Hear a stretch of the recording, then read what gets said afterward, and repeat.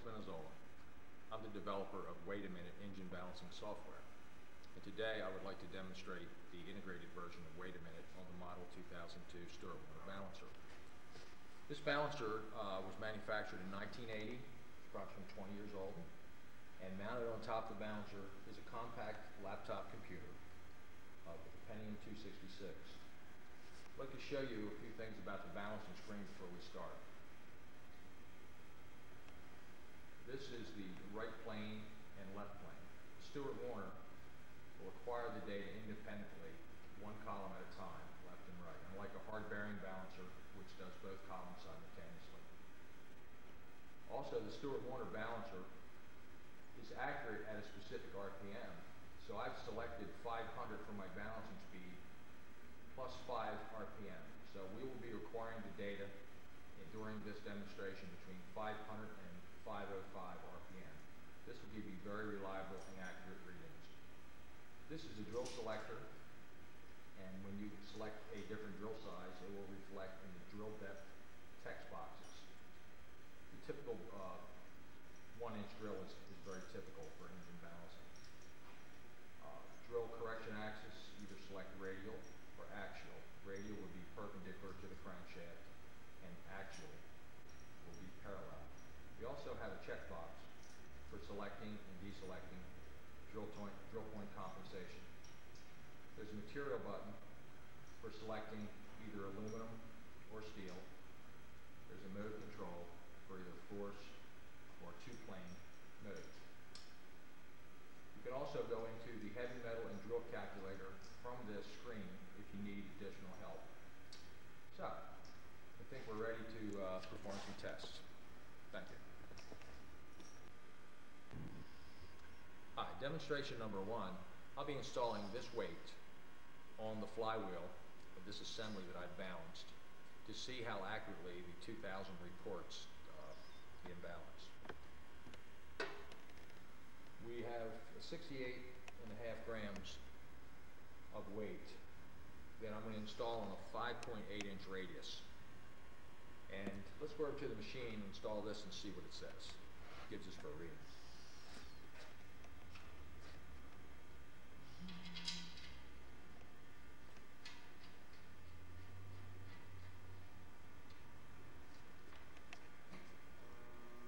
We're going to start out on the right side. We just acquire the data on a 3-inch radius and change it after the spin.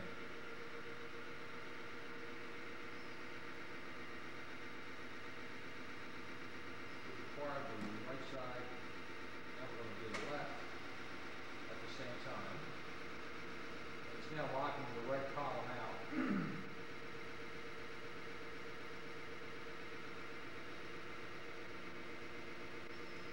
that's all there is to it.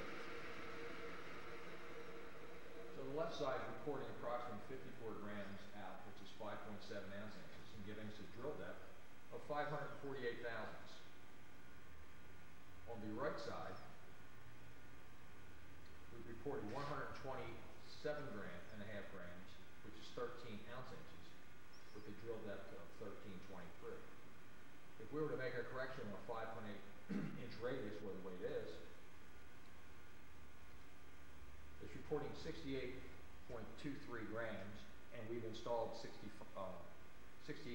grams. So that's very accurate. I mean, it's within just a tenth or two of a gram. So, I think that's a pretty good example of how nicely this works. Also, if we were to change our material type right now, we can go to aluminum, which would significantly change our drill bits. And if we were going to make a correction, and there's not an existing hole at this time, we would select drill point compensation, which would change the drill depth for the weight of the drill point. Okay, we're going to go to another demonstration now. Thank you. Okay, our next demonstration, I'll be adding weight to the rear of a Chevrolet crankshaft. And we'll be adding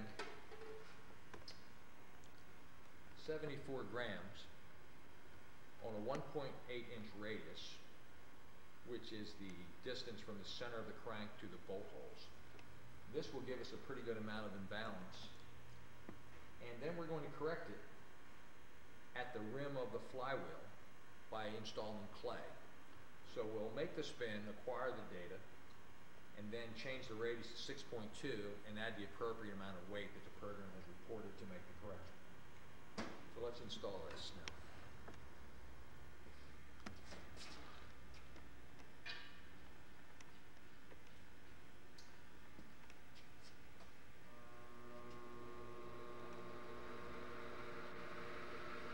Okay, we're just on a 3-inch radius at this time.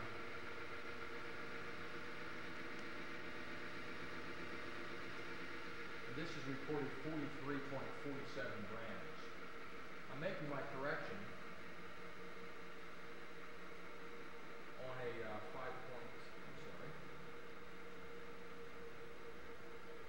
6.2.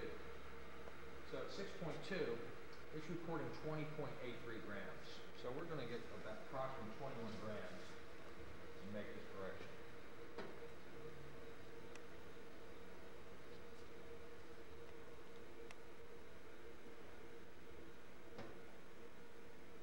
I think that's pretty close. Okay. Now I'll just divide this in two and we'll install this on the flywheel. I'm just installing this 180 degrees from where the weight's at. Is located.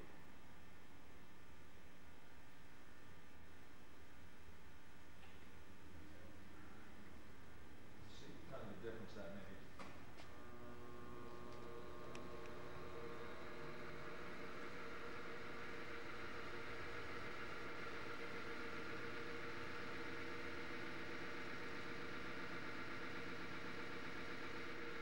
Okay, we're now balanced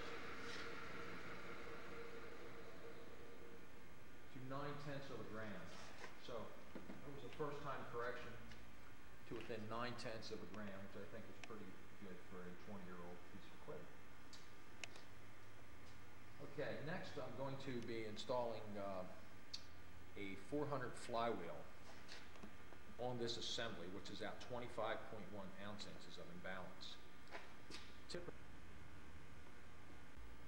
Hi, I'm back. And I have the 400 flywheel. And this is approximately 25 ounce-inches of imbalance. And typically a soft cradle machine is noted for its inability to report this kind of weight. I'm going to put it on the 350 assembly, which I've just balanced. I put clay on this and rebalance this to 0.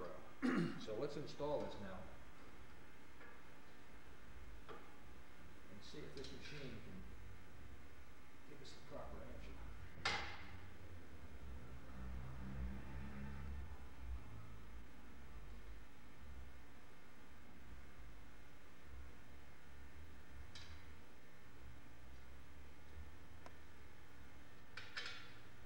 This is off a junk engine, so it's a little bent. It's good enough for our purposes.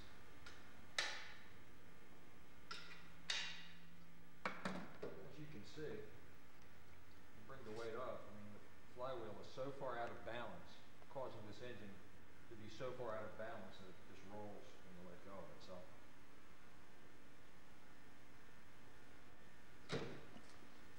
okay. Right side.